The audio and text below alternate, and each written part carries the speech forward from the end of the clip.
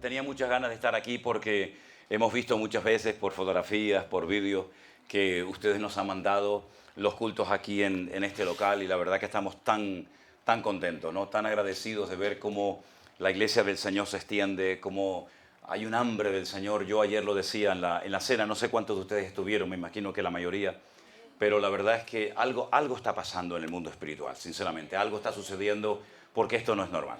No es normal que una persona coja un coche, un carro y se pegue 18 o 20 horas conduciendo o agarre un avión y se vaya al otro extremo del país, simplemente simplemente con todo respeto, ¿no? Para escuchar una palabra del Señor, un mensaje. Algo está sucediendo en el mundo espiritual y el que está produciendo todo esto es el Señor, porque no tiene otra explicación. Y luego otra cosa muy bonita, ¿no? Y es que en estas reuniones, en estos encuentros, ya sea en hoteles, en restaurantes o aquí en el local, resulta que se conocen hermanos que son a veces de la misma ciudad, que viven muy cerca el uno del otro, pero no se conocían de nada, y mira por dónde se vienen a conocer. Y eso es precioso, porque luego después cuando retornen, cuando vuelvan a su ciudad, pues ya conoces a otro hermano, otro amigo, otro hermano en Cristo que comparte la misma fe contigo, ¿no? Y luego una cosa que nos tiene de verdad tremendamente agradecidos al Señor y es ver el amor que hay entre nosotros. ¿No les parece eso a ustedes? Parece que nos conocemos de toda la vida, ¿sí o no? Claro, ustedes juegan con ventaja porque nos han visto a nosotros durante años, nosotros no hemos visto a nadie en estos 2 últimos años, pero se respira un amor, una familiaridad, parece que nos conocemos de toda la vida y es que eso quien lo produce es el Señor. Porque nosotros podemos hacer todas las actividades que queramos. Podemos hacer reuniones en hoteles, podemos hacer todo tipo de actividades y de encuentros. Pero si el Señor no bendice esos encuentros y esas actividades, no sirve de nada.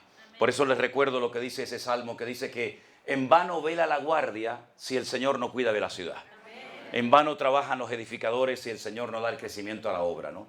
Por lo tanto, yo creo que tenemos que estar muy agradecidos al Señor por todo lo que está sucediendo y esto es simplemente el inicio. Nosotros hemos venido en esta primera ocasión a este viaje como una toma de contacto para ver qué es lo que el Señor ha estado haciendo, para conocer por primera vez a centenares de hermanos. Yo le pregunté a Cristina, digo, de este viaje que vamos a hacer, donde ya hemos estado en Miami, en Orlando, en México y en otras ciudades que quedan, ¿cuánta gente más o menos calculas tú que se ha anotado a las cenas, a los cultos, a las reuniones? ¿Y me habías dicho cuánto? 5.500 personas vamos a conocer en este viaje, así que tengan paciencia si no me acuerdo el nombre de todos ustedes, porque mi nombre es un nombre muy complicado, muy difícil, de origen chino, se llama Manolo. Así, pero aprenderme, no digo 5.000, pero 2.500, 3.000 nombres, en este momento de mi vida ya en el disco duro ya no cabe nada más.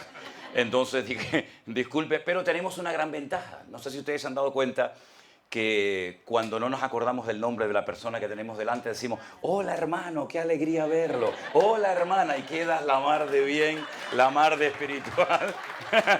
Así que estamos de verdad muy agradecidos, muy contentos por este local que se ha abierto aquí, en la ciudad de Las Vegas. Nunca en mi vida pensé que íbamos a tener una iglesia en Las Vegas, ¿no? Pues uno relaciona Las Vegas con todas las cosas que ustedes saben, ¿no? Pero nunca en mi vida me podía imaginar que íbamos a poder tener un local en este lugar donde la gente podría venir en cualquier momento a escuchar la palabra del Señor, a estar en comunión con otros hermanos. Y la verdad es que les felicito por haber encontrado este sitio. Todos los domingos hay una reunión aquí a las 10:30 porque es la hora que coincide con nuestro culto en directo en Tenerife. Hay 8 horas de diferencia. Pero es buena hora para ustedes, 10:30 de la mañana, tener una reunión aquí. Así que todos los que no tengan iglesia, en esto hemos sido tremendamente respetuosos.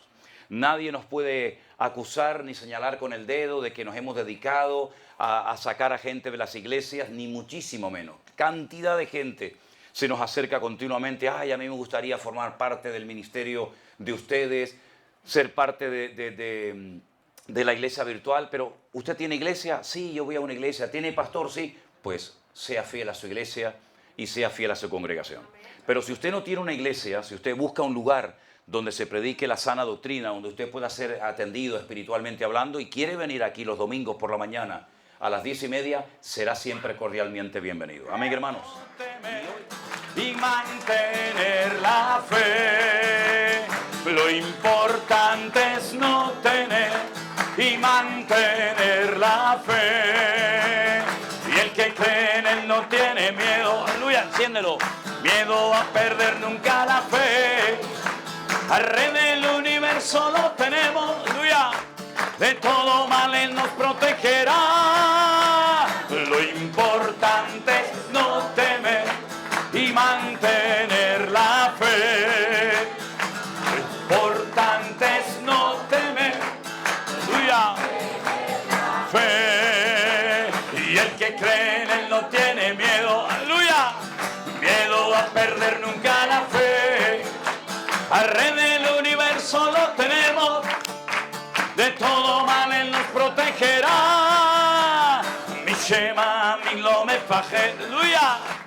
ויתה אמונה להאבד ולנו יסל מלך העולם וכו שומר אותנו מכולם. Lo importante es no temer y mantener la fe. Gloria a Dios. Hay unas palabras que el Señor Jesucristo pronunció y se encuentran en el Evangelio según San Juan, el capítulo 10.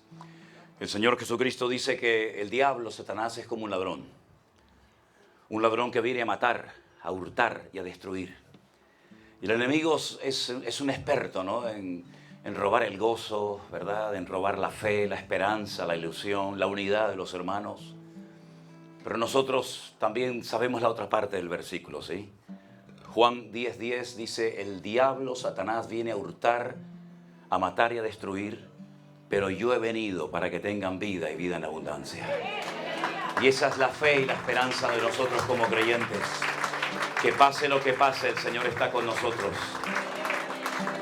Vendrá por un camino y por 7 huirá, porque nuestro Dios es grande. ¿Cuántos dicen amén?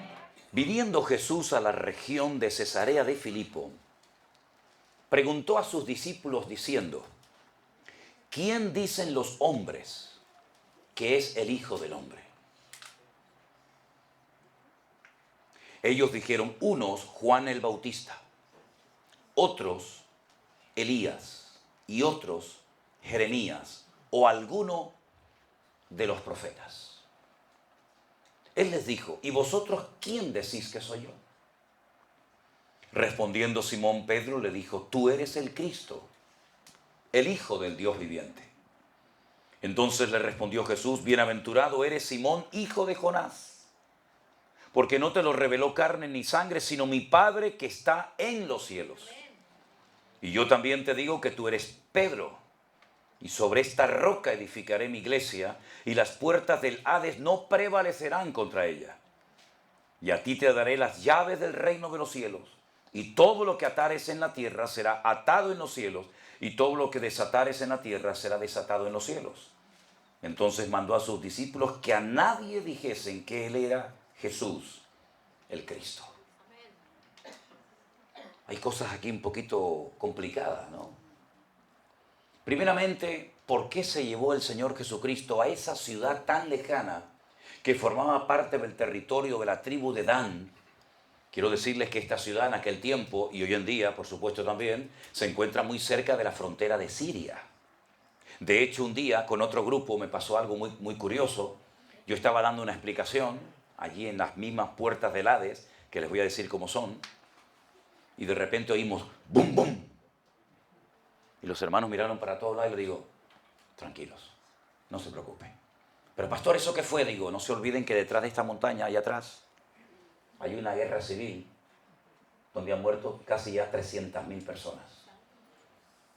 Ahí atrás está Siria. Pero detrás de la montaña hay guerra y aquí hay paz, porque esta es la tierra del Señor.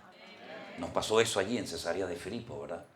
Porque Israel es como un oasis de paz en medio de millones de enemigos que se odian y se matan entre ellos, ¿verdad? Pero bueno, Cesarea de Filipo, ya digo, estaba en el norte del país y es cuando entras allí algo muy significativo. Yo me daba cuenta ahora cuando venía para acá que Las Vegas es como una ciudad que está en un enorme, inmenso valle y hay montañas, ¿verdad? Casi montañas alrededor, que me recuerda mucho al sur de la isla donde nosotros vivimos, que es muy parecido a esto, y me recuerda mucho, en cierto sentido, al desierto de Judea.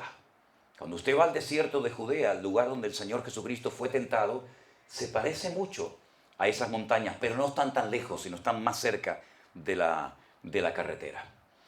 Pues es una cordillera montañosa, rocosa, ¿verdad? Toda una montaña de piedra, y en medio de la montaña usted ve un hueco enorme, como si fuera una cueva gigante. Hoy en día está en ruinas, pero lo que habían hecho las personas en aquella época era construir un templo. Y cuando usted entraba por el templo al dios Pan, al dios del pánico, al dios del terror, al dios de la muerte, no tiene nada que ver con el pan, sino con ese dios de la muerte, usted entraba por la puerta principal del templo, atravesaba todo el templo y al final del templo usted veía ese hueco enorme en la tierra y del interior salía fuego. Como en las Islas Canarias tenemos también otras puertas del Hades, donde usted coge un papel y lo tira y hace ¡fum! Y arde, ¿verdad? O donde usted coge un huevo y lo pone así y en segundos se le fríe. Y no puede ni siquiera acercar la cara porque sale fuego de las entrañas de la tierra. Por eso se llama ese lugar la Tierra del Fuego. Y entonces, ¿qué es lo que hacían en aquella época? Entraban con bebés en brazos y llegaban al final, al borde de ese hueco, y entonces los lanzaban vivos para adorar a ese Dios, el Dios de la muerte.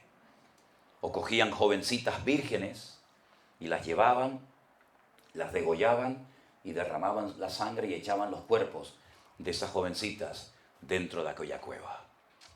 Allí se llevó el Señor Jesucristo a sus discípulos hace 2000 años y estando allí, viendo aquel show, aquel espectáculo macabro de muerte, de derramamiento de sangre terrible, se para el Señor y le dice a sus discípulos, ¿qué opina la gente de mí? ¿Qué se comenta? Y entonces le dan varios nombres de personajes famosos. Por ejemplo, Juan el Bautista, que ya había muerto. Ya lo habían decapitado, ¿se acuerdan? Pero algunos creían que los poderes de Juan el Bautista, la unción de Juan el Bautista, se había apoderado de la vida y del ministerio del Señor Jesucristo. Pero nada más lejos de la realidad.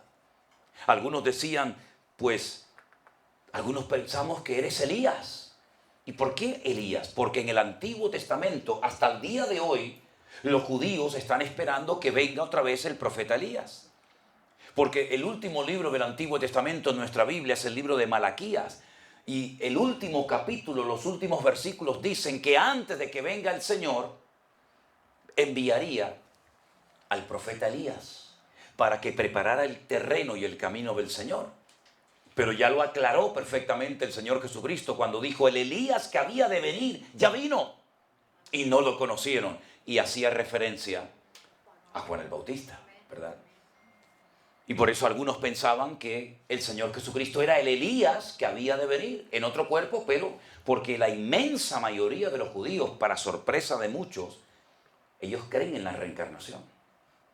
Ellos creen que cuando usted muere, se puede volver a reencarnar en otra persona y se aparece y habla con usted. De hecho, una de las experiencias más extraordinarias que puede tener hoy por hoy un rabino en Israel es que se le presente a usted, fíjese usted, el profeta Elías y le enseñe cosas de la Biblia.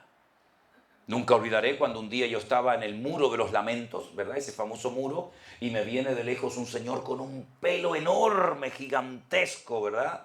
Y yo venía así agarrando, descalzo con una túnica, y venía hacia mí y yo digo, ya verá este. Se me acerca al lado mío y me dice, soy el profeta Elías. Y yo la miro así, digo, y yo Manolo Sierra. Te encuentras así. Están esperando al profeta Elías, ¿sabes? Y a veces cuando ven a un rabino hablando solo, le dicen, maestro, ¿qué pasa? Dice, es que me está dando clases de la Biblia el profeta Elías. Es las locuras, ¿no? Y entonces confundían al Señor con Elías. También lo confundieron con el profeta Jeremías. ¿Por qué? Porque en los tiempos de Jesús, el arca, ¿se acuerdan? El arca de la alianza, la película famosa del arca perdida de Indiana Jones, ya no estaba. Jeremías la había ocultado antes de la invasión por parte de las tropas del rey Nabucodonosor, la había ocultado, y los judíos decían que como el profeta Jeremías era el único que sabía dónde estaba el arca de la alianza, antes de que viniera el Mesías, el profeta Jeremías aparecería y les diría: el arca está allí, vayan a buscarla. Y ellos creían que podía ser el profeta Jeremías la figura del Señor Jesucristo. Fíjate la cantidad de disparates y de locuras que la gente decía acerca de la misma persona. Elías, Juan el Bautista, Jeremías. Bueno, al final el Señor le dice, otros decían algún profeta, ¿y ustedes ya tienen un criterio, una opinión formada, o se han dejado influenciar por estas opiniones totalmente distorsionadas acerca de mi persona? Bueno, parece ser que ninguno lo tenía claro, por lo menos hasta este momento de su vida. Pero como siempre, Pedro, el que lleva la voz cantante, el que habla y luego piensa, ¿verdad?, salta, y bueno, por lo menos en esta ocasión acertó, y por lo menos en esta ocasión dijo la verdad, dijo algo correcto. Tú eres para mí el Cristo. El Cristo significa el Mesías, el ungido, el Hijo del Dios viviente. Bueno, gloria a Dios.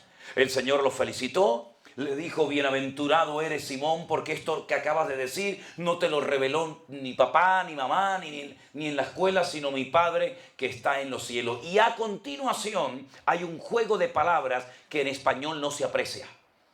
No se aprecia ese juego de palabras, pero en el texto griego se entiende perfectamente. El Señor le dice a Pedro: yo te digo que tú eres piedra, porque Pedro significa piedra, y sobre esta roca, son palabras muy parecidas, sobre esta roca, es decir, sobre esta declaración que acabas de hacer, yo edificaré mi iglesia. Es decir, el Señor Jesucristo no edificó la iglesia sobre Pedro, sobre un hombre, sino que edificó su iglesia sobre esta declaración de que Él era el Mesías, el Hijo de Dios, hecho carne, que habitó entre nosotros. Pero a continuación le dice a Pedro, no a Juan, no a Santiago, no a Tomás, sino a ti, Pedro, te daré las llaves del reino. Y por eso ustedes, cuando ven en cualquier parte del mundo una estatua del apóstol Pedro, ustedes lo van a encontrar con una especie de bastón. ¿Han visto cuando el Papa o algún obispo lleva ese bastón, ¿verdad?, de pastor, y lleva unas llaves en la mano? Esa es la figura del apóstol Pedro. Porque dice la Biblia que el Señor le dio a Pedro las llaves del reino. Y la pregunta es, ¿y unas llaves para qué sirven? ¿O para cerrar? Con las llaves se abre o se cierra una puerta. No tienen otra utilidad en la vida las llaves. ¿Qué significa esto de que el Señor le dio a Pedro unas llaves? Le dice: te doy a ti las llaves del reino de los cielos, y todo lo que atares en la tierra será atado en el cielo, y todo lo que desatares en la tierra será desatado en el cielo. Como esta palabra trae un tanto de confusión, en vez de poner la palabra atar, pongan la palabra permitir, y lo van a entender perfectamente. Todo lo que permitas en esta tierra, yo lo permitiré en el cielo. Todo lo que impidas que suceda aquí, yo impido que suceda allá. En otras palabras, te estoy declarando, te estoy anunciando qué tipo de ministerio yo quiero que tengas de aquí a no mucho tiempo, en el futuro. Ahora, ¿cuándo se cumplió esto? Porque esto es una profecía que el Señor le está dando a Pedro. Y hay profecías en la Biblia que son casi de inmediato cumplimiento. Hay otro tipo de profecías que son condicionales. Depende cómo usted reaccione, se cumplen o no. Si mi pueblo se humillare y orare y buscare mi rostro, entonces yo sanaré vuestra tierra. Pero si no se humillan, pues no pasa nada. Hay otras profecías que tienen doble cumplimiento. Es decir, yo te digo algo, ocurre ahora o dentro de un tiempo, y luego en el futuro lejano y distante hay el resto del cumplimiento de la palabra. No se cumplió en el momento lo que el Señor le dijo a Pedro, pero un día Pedro dice que estaba en la ciudad de Jope. Hoy en día esa ciudad se llama Jaffa. Es una de las ciudades más antiguas del mundo. Es la ciudad donde Jonás, ¿se acuerdan? Dice que salió de Jerusalén huyendo de la presencia del Señor, y como Jerusalén está en alto, cada vez que alguien va a Jerusalén se dice subir a Jerusalén. Pero cuando alguien se va de Jerusalén a otra ciudad del país, se dice descendió de Jerusalén. Entonces desciende de Jerusalén hasta la costa, hasta Jope. Allí dice que hay un barco él paga su billete, se monta en el barco y desciende a lo más profundo del barco. Ya van 2 descensos. Y cuando va navegando en alta mar, dice que lo arrojan por la borda y desciende a las profundidades de la tierra, tragado por un enorme pez. 3 descensos. Cuando no hacemos la voluntad de Dios, no crecemos, no ascendemos, sino descendemos cada vez más en nuestra comunión con nuestro Dios, ¿verdad? Y es en esa ciudad donde Pedro se encuentra y dice que tiene un hambre tan grande. Y está en la casa de otro señor que se llama como él, pero para diferenciar a Simón Pedro de Simón, el otro Simón lo llaman Simón el curtidor, un hombre que se dedicaba a curtir pieles. ¿Y saben ustedes una cosa? No hace mucho tiempo yo estaba en la ciudad de Tel Aviv, que está pegada, está al lado de Jope o de Jaffa, y le digo a unos hermanos, oye, qué privilegio tienen ustedes que viven tan cerca de la casa de Simón el curtidor. Y me dice, ¿sí? Digo, sí, ¿no sabían? Dice, no. Digo, ¿cuánto tiempo llevan ustedes en Israel? Creo que en aquel momento llevaban como 12 años. Y les digo, ¿y ustedes no saben que la casa de Simón curtidor se puede visitar? Dice, no, es que estamos todo el día trabajando y no tenemos tiempo de hacer turismo. Digo, vengan que yo les llevo. Y la casa de Simón el curtidor está allí pegada al mar. Está allí mismo. Y entonces dice la Biblia que Pedro se encontraba allí porque había descendido a Jope a visitar a unos hermanos. Y mientras le preparaban algo de comer, subió a la azotea, ¿se acuerdan? Y dice que tenía un hambre tremenda y de repente dice que ve una visión. Le sobrevino un éxtasis, dice Lucas. En el libro de los Hechos dice que hay un lienzo que baja del cielo y en ese lienzo ve animales de todo tipo, animales limpios, animales impuros, animales que se podían comer según la ley de Moisés, animales que no se podían comer según la ley de Moisés. Si tienen curiosidad, decir, bueno, ¿y qué animales se podían comer y qué animales no se podían comer? Bueno, los animales de los carnívoros tenían que tener 2 características. Tenían que tener pezuña y ser rumiantes. Por ejemplo, el cerdo tiene pezuña, pero no es un rumiante. La vaca sí, el cordero, la cabra, etcétera, ¿verdad? De los del mar, lo que tuviera escamas y aletas. Todo lo que no tiene escamas y aletas quedaba descartado. Y de insectos solamente podían comer la langosta como lo comía Juan el Bautista, ¿no? Entonces él está allí viendo esa escena tremenda y entonces el Señor le dice, si tienes tanta hambre, levántate, mata y come. Y el Señor le dice a Pedro, yo nunca he comido nada que no sea kosher, que no sea conforme a los requisitos de la ley. Y el Señor le dice, lo que yo he limpiado, tú no eres nadie para decir lo que es impuro. Segunda vez, levántate, mata y come. Es una visión, ¿eh? Pero él le vuelve a decir por segunda vez, yo nunca he comido esos animales que están por ahí y no lo voy a hacer. Y la tercera vez exactamente lo mismo y finalmente dice que desaparece la visión. Oye, qué curioso que 3 veces negó al Señor en Jerusalén y ahora otra vez 3 veces le dice al Señor, aunque me digas que lo haga, no lo voy a hacer porque nunca lo he hecho. La tradición, ¿verdad? Pesaba tanto en su cultura, pesaba tanto en su personalidad, que nuevamente le dice a Dios, no lo voy a hacer, aunque me estás diciendo que lo haga. ¿Cuántas veces una tradición heredada de padres a hijos, de generación en generación, le impide a una persona ser totalmente libre y obediente al Señor? Y a veces tiene la gente como miedo de decir, pero si es que mi madre me enseñó que cada vez que salga de la casa me tengo que persignar. ¿Pero dónde dice la Biblia que un cristiano tiene que hacer eso? Y cuidado porque mi madre me dijo que ni se me ocurra nunca pasar por debajo de una escalera porque es mala suerte. Y en martes 13 ni te casas ni te embarques, dice el refrán. Y cuidado como aparezca un gato negro por el camino, se derrame la sal o se rompa un espejo. Y tantas tonterías que son tradiciones que atan y embrutecen a la gente. En vez de decir, pues mira, pues yo voy a pasar por debajo de la escalera. Y yo me voy a casar el día martes 13, si es que puede. En otras palabras, no estamos atados a tradiciones ni a mandamientos de hombres. Porque dice la Biblia que nosotros hemos sido libres y comprados por la sangre de Jesucristo. Y no tenemos que tenerle miedo a nada ni a nadie en esta vida. Bendito sea Dios. Allá ellos con las supersticiones. Allá ellos, ¿verdad? Entonces el Señor le dijo, muy bien. En el momento en el que se termina aquella visión, tocan a la puerta y vienen dos soldados romanos a la casa de un judío, y el Señor le dice, no tengas miedo, vete con ellos. Desciende y le dicen, hay un centurión romano, nuestro jefe, nuestro comandante en jefe nos manda desde la ciudad de Cesarea para que vengas con nosotros. Él camina casi 2 días y medio, llega a la casa de Cornelio y para su sorpresa se encuentra que toda la casa está llena de multitudes de personas. Y Cornelio sale, le va a hacer como una especie de reverencia, le va a dar como un beso y le dice, no, a mí no me adores. Aquí adoramos al Señor, no a los hombres. ¿Para qué me habéis llamado? Dice, hace unos cuantos días atrás yo tuve una visión donde el Señor me dijo que te llamara, que tú tenías que venir aquí a predicarnos el Evangelio y a darnos un mensaje. Y aquí estamos todos reunidos con la boca abierta, con una expectativa tremenda para ver qué tienes tú que decirnos. Ahora, fíjense cómo empezó la predicación nuestro hermano Pedro.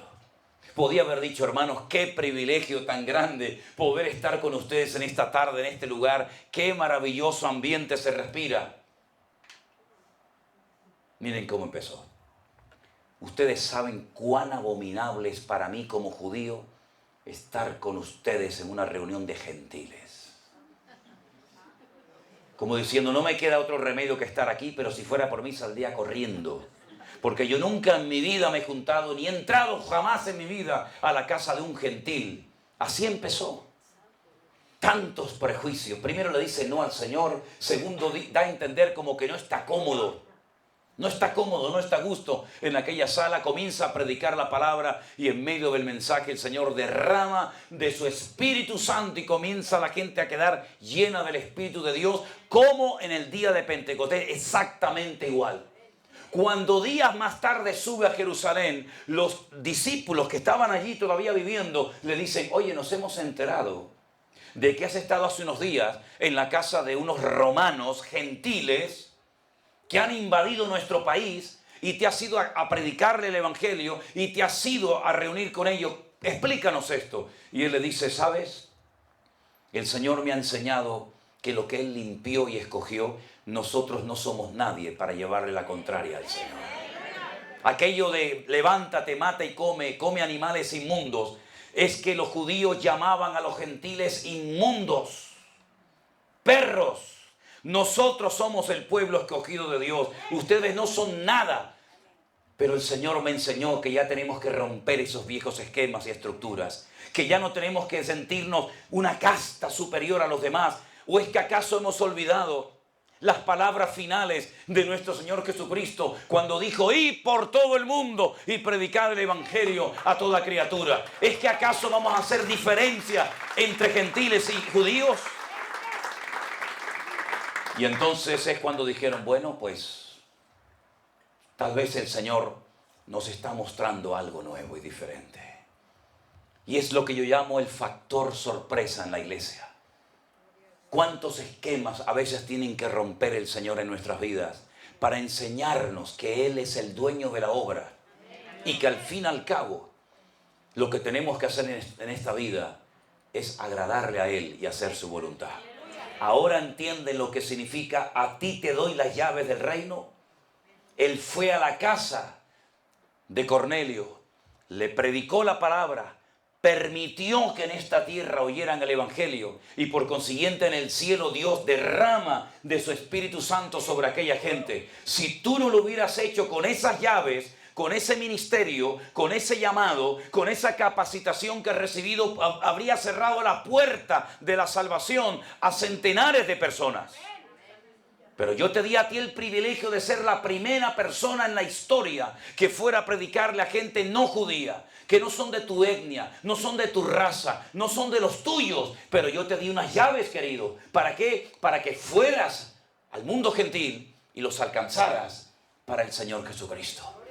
¡Qué privilegio tan grande! La primera persona en la historia. Jonás se negó a ir a predicarle a gentiles. Prefirió que lo tiraran por la borda y se lo tragara un pez y muriera ahogado antes de dar su brazo a torcer. Hermanos, si Dios está poniendo algo en tu corazón, no te resistas. Dice la Biblia, si oyereis hoy su voz, no endurezcas tu corazón. No le digas nunca no a Dios. No, manda a otro. No, Señor, si tú me has llamado, tú me vas a capacitar y tú me vas a dar la gracia para poder hacerlo. Pedro, queridos hermanos, pasan como 15 años aproximadamente y nunca más le volvió a hablar a nadie que no fuera judío. Entonces, un judío llamado Saulo de Tarso se va a Siria a perseguir a los cristianos y en el camino tiene un encuentro tremendo con Cristo. Se convierte al Señor y con el paso del tiempo lo conocemos como el apóstol de los gentiles, porque él entendió que el evangelio no era un mensajito para compartir con papá, con mamá, tener nuestros cultitos entre nosotros, pero que no nos molesten los de la calle porque huelen mal, porque no son como nosotros, porque a lo mejor interrumpen un culto y porque nos rompen un poco el patrón y la norma de nuestro club social que lo llamamos iglesia. Pablo entendió que el evangelio es para ir más allá de Jerusalén. Pablo entendió que el evangelio es internacional, no respeta fronteras. Tiene que ser llevado hasta el último rincón de la tierra, como dijo el Señor Jesucristo. Y entonces él, después de muchos viajes, sube un día a Jerusalén, se entrevista, todo esto lo pueden leer en Gálatas capítulo 1 y capítulo 2, se entrevista con Pedro, con Santiago y con Juan, que aún están con vida. Y entonces dice, para no haber corrido en vano, por si acaso lo he hecho mal, dice que los llamó aparte y le dijo, miren hermanos, yo he estado predicando en toda Europa, yo he abierto iglesias por aquí y por allá, yo he ido a Tesalónica, yo he ido a Corinto, yo he ido a Éfeso, he ido a Colosas, he ido por todos los lados, hasta Grecia fui a llevarles el evangelio y mira, ha habido resurrecciones de muertos, ha habido convertidos, ha habido milagros, ha habido señales, ha habido vidas transformadas. Y entonces dice que no le dijeron nada nuevo, sino que le dieron la diestra en señal de amistad. Y le dicen, y ahora viene lo tremendo, solamente me pidieron que nos acordáramos de los pobres, cosa que procuré hacer. Y entonces le dijeron, así como vemos que el Señor te ha dado a ti el evangelio de la incircuncisión, a nosotros el Señor nos ha encargado el evangelio de la circuncisión. Otra vez volvemos después de 15 años a cometer el mismo error que cometiste cuando le dijiste en Jope al Señor, no voy a matar ni a comer un animal inmundo. Hermano, o aprendemos del pasado o volveremos a cometer los mismos errores. O aprendemos a ampliar nuestra mente y darnos cuenta de que gloria a Dios por los locales. Gloria a Dios por las emisoras de radio, pero también gloria a Dios porque a través de las redes sociales miles de personas han conocido a Cristo, que nunca han pisado una iglesia, que nunca han estado en una congregación, pero Dios lo está haciendo para sorpresa de muchos. Y hemos recibido comentarios de pastores que me dicen, pero ¿qué es eso de la iglesia virtual? ¿Qué cosa tan rara eso? Es que ustedes están en contra de la iglesia presencial. Digo, ¿en contra? Pues si llevo 41 años haciéndolo. Por cierto, ¿qué día es hoy? 31 de mayo. Hoy cumplo 41 años de ministerio sirviendo al Señor. Me acabo de acordar ahora mismo. Ahora mismo. 31 de mayo de 1981. Comencé a servir al Señor. Mira tú por dónde. 41 años después, mira dónde venga a parar. Aquí a Las Vegas. ¿Qué te parece? Entonces no estamos en contra de la iglesia presencial. Prueba de ello es que en cuanto el Señor nos ha dado la posibilidad de alquilar este local, se ha alquilado. Pero es que yo he estado predicando con un teléfono desde mi casa, alcanzando a miles de personas que probablemente de otra manera nunca lo hubiera podido hacer. ¿Y quién es el que ha prosperado? ¿Quién es el que ha roto estructuras? ¿Quién es el que ha llevado a miles de personas a los pies de Cristo si no ha sido el Señor y su Espíritu Santo? Entonces, queridos hermanos, es tiempo de que aprendamos que el Evangelio es el mismo. El Espíritu Santo es el mismo. Pero las formas de llevar el Evangelio han cambiado de un tiempo a esta parte. El apóstol Pablo viajaba en barco de vela y tardaría meses en ir desde un punto hasta otro. Nosotros hoy en día con un avión en pocas horas nos trasladamos a otra parte del país o del mundo. Los tiempos han cambiado, las formas han cambiado, la doctrina es la misma, el evangelio es el mismo, no hay un evangelio diferente, no es que Dios esté revelando cosas nuevas, porque no hay nada nuevo bajo el cielo, pero la forma para alcanzar el evangelio han cambiado rotundamente. Hermano, yo estoy plenamente convencido que si el apóstol Pablo hubiera tenido posibilidad de tener un canal de YouTube, lo hubiera tenido. ¿Estamos saliendo en directo ahora?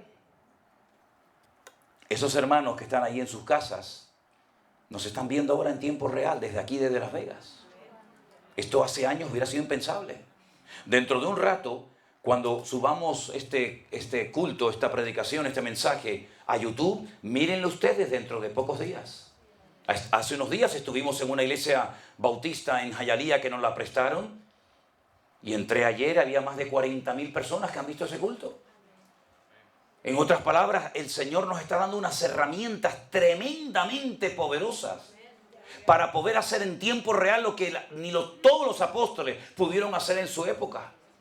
Ahora la iglesia no tiene excusas para llevar el evangelio hasta el último rincón de la tierra. Es más, si pusiéramos en una lista las cosas que faltan para la venida del Señor, dice la Biblia que cuando se predique el evangelio a todas las naciones de la tierra, vendrá el Señor. Por lo tanto, si queremos que venga el Señor, prediquemos a tiempo y fuera de tiempo. Porque hay millones de gente que aún no han oído el evangelio. Por lo tanto, Dios nos ha dado a nosotros hoy en día unas herramientas que con un simple teléfono, con un simple celular, como lo llaman ustedes, podemos alcanzar en tiempo real a miles y a miles de personas. Y nuestro sueño y nuestro objetivo es alcanzar a millones de personas para Cristo. Hace no mucho tiempo hablábamos de docenas, después comenzamos a hablar de cientos, ya estamos hablando de miles, pero yo creo que el Señor nos va a dar el privilegio en algún momento de poder hablar de millones de personas que están conociendo la gloria del Señor. Y entre todos nosotros podemos hacerlo. El Señor, fíjense qué interesante. Hay dos cosas que a mí siempre me han llamado la atención de cómo actúa nuestro Dios. Si usted empieza a leer la Biblia por el principio, aunque sabemos que la Biblia no está en orden cronológico, ¿verdad? Pero bueno, si usted lee el capítulo 1 del Génesis, el Señor no emplea la palabra o el verbo edificar, la avot, sino emplea el verbo bará, que es crear. En el principio creó. No dice edificó, dice creó Dios los cielos y la tierra. Y lo creaba con el poder de su palabra. Su palabra tiene poder creativo. Dijo Dios, sea la luz. Y fue la luz así en segundos. Cada vez que Dios hablaba, algo se cristalizaba, algo se materializaba. Gracias a Dios que el Señor no nos dio a nosotros los seres humanos ese poder. Hubiéramos destruido el mundo ya hace mucho tiempo. Yo no puedo decir silla y aparece una silla. Mesa y aparece una mesa, ¿verdad? Pero Él sí. Él cada vez que hablaba, su pensamiento con su palabra convertía la palabra en algo tangible, en algo palpable, en algo que tiene peso, medida, olor, diseño, ¿verdad?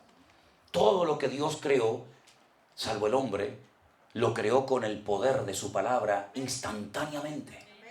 ¿Por qué el Señor Jesucristo, que es Dios, cuando viene a este mundo, cuando habla de la iglesia, que no existía en aquel momento, sino era algo futuro, por qué no dijo, yo crearé mi iglesia? Porque la creación es instantánea e inmediata, pero la edificación es progresiva y paulatina. Él creó el mundo en décimas de segundo. La iglesia lleva 2000 años edificándola. Y aunque el enemigo ha tratado de destruirla, Él sigue edificando cada día su iglesia. Esta nueva iglesia hace unos meses no existía. Este lugar de culto no existía hace unos meses. El Señor está edificando la iglesia. La obra que se ha levantado, tremenda obra en Colombia, vamos a Colombia, Dios mediante, si Dios lo permite, antes de fin de año, se ha levantado, forma parte de lo que Él dice, yo edificaré mi iglesia. Edificar cuesta mucho. Crear no cuesta nada, porque es instantáneo. Entonces, ¿por qué cuando habla de la iglesia habla de edificar? Porque ahí es donde entramos todos y cada uno de nosotros. Estas piedras vivas, como nos llama Pedro, ¿verdad? piedras vivas con voluntad, con pensamiento, con voluntad propia, ¿verdad? Nosotros tenemos que aprender a unirnos, a trabajar juntos, a dejar a un lado las espinas y comernos el pescado. Porque son más las cosas que nos unen que las que nos separan. Probablemente en algunos puntos concretos nunca estaremos 100% de acuerdo, pero en la inmensa mayoría de las cosas, por supuesto, que estamos de acuerdo. Y en una de las que estamos de acuerdo es que el mundo necesita urgentemente a nuestro Señor Jesucristo. Y es en eso en lo que queremos unirnos, trabajar juntos. Yo sé a lo que Dios me ha llamado, créame, lo tengo clarísimo, pero también aún más claro tengo a lo que Dios no me ha llamado. Nunca he tenido necesidad de imitar a nadie, de copiar ningún método que ha funcionado tal vez en otros países o a otros siervos de Dios, porque el método que Dios tiene conmigo es seguramente diferente a lo que Dios usa a otra persona, ¿verdad? Pero hemos aprendido a trabajar juntos y a convivir. La iglesia virtual ha servido para unir al pueblo de Dios. Tenemos hermanos que no son de la iglesia virtual, pero se sienten parte de esta obra, porque es la obra del Señor.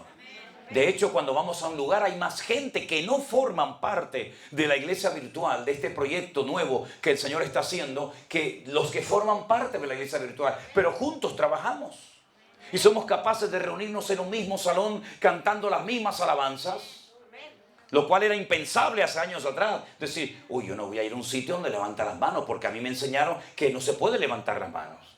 Y yo no voy a ir a un sitio donde una persona a lo mejor diga, gloria a Dios, porque a mí me enseñaron que en la casa de Dios, en la iglesia, eso no se puede hacer. Pero el Señor nos está enseñando a todos que podemos convivir, a pesar de que somos de diferentes tendencias, diferentes denominaciones, pero en Cristo somos uno, y a quien queremos levantar es al Señor, no al hombre. Y eso es un milagro tremendo que el Señor está haciendo entre nosotros.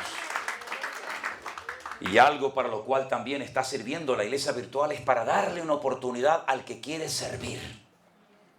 Ahora tienes una oportunidad de poder servir. Esta tarde salimos aquí a un parque cerca de aquí, ¿no? Salimos cerca de un parque a atender a gente necesitada, a gente que esta noche dormirá a la intemperie, a gente que a lo mejor no tiene familia, ni amigos, ni padre, ni madre, ni nada. Lo único que tienen es una botella de vino, de alcohol, de whisky, un pico de heroína en sus venas, ¿verdad? Y hemos salido como iglesia, sin preguntarnos, nunca nos hemos preguntado, ¿tú de qué denominación eras? ¿Y tú de qué denominación eres? Eso entre nosotros no existe. Nosotros no somos una denominación. Nosotros somos cristianos. Somos de Cristo. Y me da igual de dónde vienes. Me da igual cuál ha sido tu doctrina, tu enseñanza. Aquí todos somos iguales. Aquí no hay afán de protagonismo. Aquí no es quítate tú para ponerme yo. Aquí es decir en qué puedo colaborar, en qué puedo servir. Da igual si tengo que colocar el sonido y desmontarlo. Da igual si tengo que llevar a una hermana a su casa en el coche mío. Da igual si tengo que barrer. Porque aquí estamos para servir, no para lucirnos, ¿verdad? Aquí estamos para servir. Y nosotros le hemos enseñado a la gente que el reino de Dios no es para servirnos de la gente, sino para servir a la gente, que es muy diferente. Y finalmente, hermanos queridos, esta promesa que el Señor dio, que las puertas del Hades no prevalecerían contra la iglesia. Nosotros que somos la iglesia más cerca del fin, que aquella que empezó hace 2000 años, podemos ver mirando atrás cómo el Señor ha cuidado de la iglesia. Ha sido quemada, torturada, humillada, criticada, calumniada, prohibida.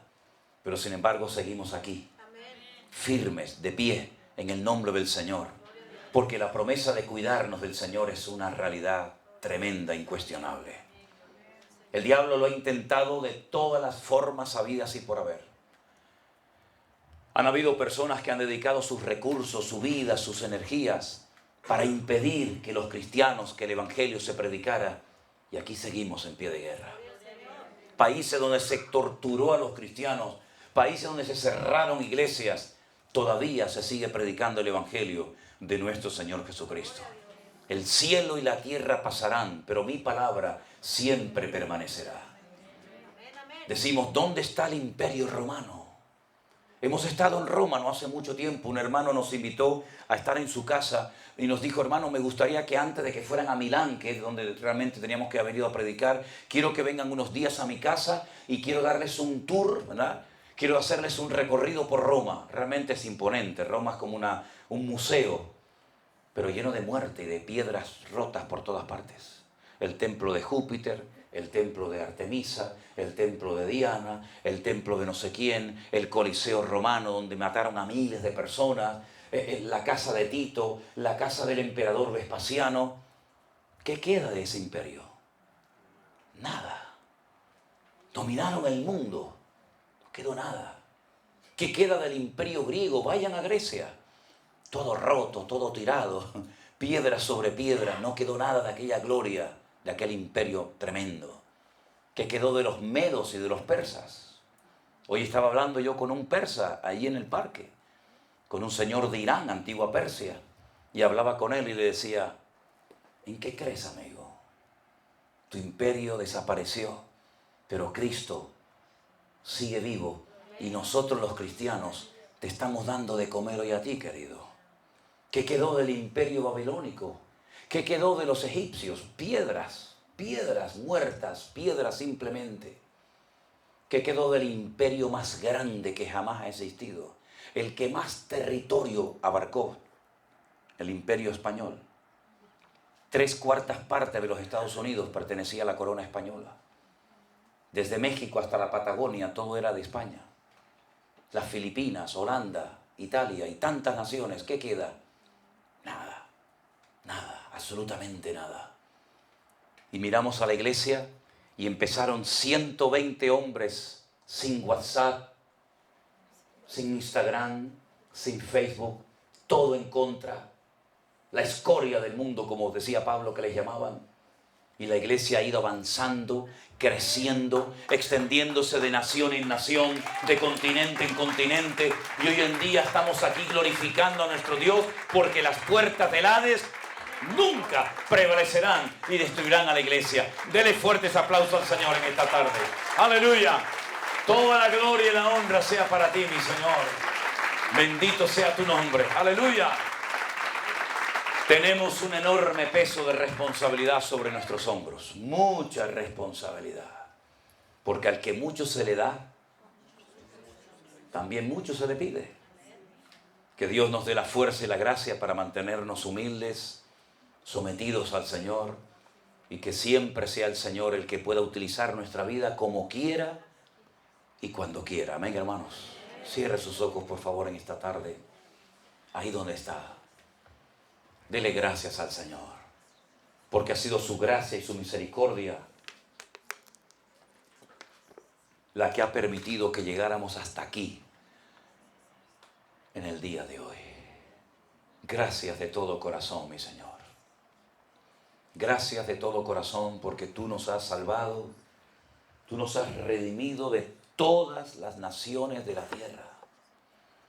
Y vemos en esta tarde, oh Dios, cómo tu mano ha sido poderosa con nosotros y nos has sacado de la ignorancia, nos has sacado de las tinieblas y has llenado nuestros corazones con tu paz y con tu bendición. Gracias por lo que estás haciendo entre las naciones de la tierra, Señor. Gracias porque esa obra preciosa, para muchos oculta, pero genuina, de tu Espíritu Santo, nos demuestra cómo tú has cuidado de tu amada iglesia en estos últimos milenios, Señor. Ayúdanos a mantenernos firmes, unidos el uno al otro, mirándote siempre a ti, obedeciéndote siempre a ti, y no permitiendo que nada ni nadie nos separe y nos distancie el uno del otro, Señor. Gracias por cada uno de mis queridos hermanos que han venido haciendo un gran esfuerzo por estar con nosotros en este lugar. Te damos gracias porque tú eres nuestro Dios Todopoderoso. Y todo esto lo pedimos en esta tarde, en el precioso nombre de Jesús. ¿Cuántos dicen un fuerte amén? Amén, amén, amén y amén. Aleluya. Póngase de pie, salude a varios hermanos a su alrededor. Diga, hermano, qué alegría tan grande poder conocerle personalmente. Aleluya. Qué bendición tan grande. Dedique unos minutos a saludar a sus hermanos.